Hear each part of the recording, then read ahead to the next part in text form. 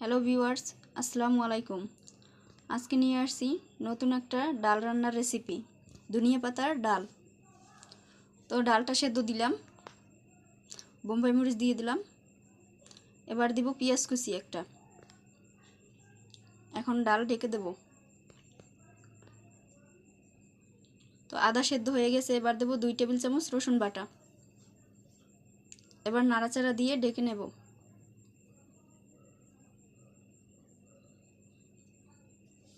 এই যে আমার ডাল সেদ্ধ হয়ে গেছে। ডালটা এখন ভালো করে ম্যাশ করে নেব। এটা ঘুটনি দিয়েও গোড়া যায়, কিন্তু আমার ঘুটনি দিয়ে গড়লে ঘুটনিটা হয়েছে কি ডালটা হয় না, সেই জন্য আমি চামচ দিয়ে ম্যাশ করে নিয়েছি, মিহিন হবে। তো এবার লাগতেছে পানি।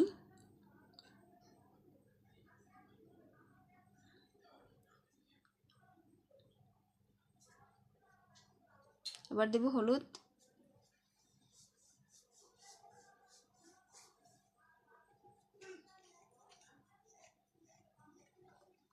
তারপরে ধনিয়া পাতা,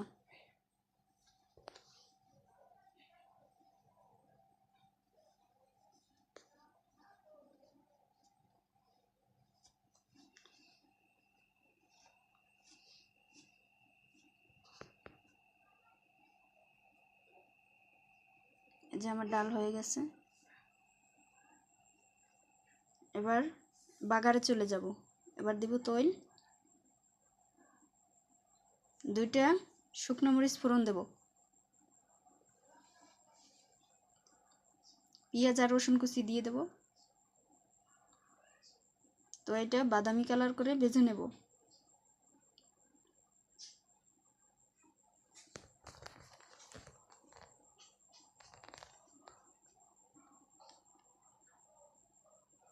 এটা আমি বাদামি কালার করে ভেজে নিয়েছি। এবার ডালে ঢেলে দিব। সবাই বলবেন এই ডালটা কেমন হয়েছে, যে অসাধারণ দেখতে হয়েছে। সবাইকে আসসালাম।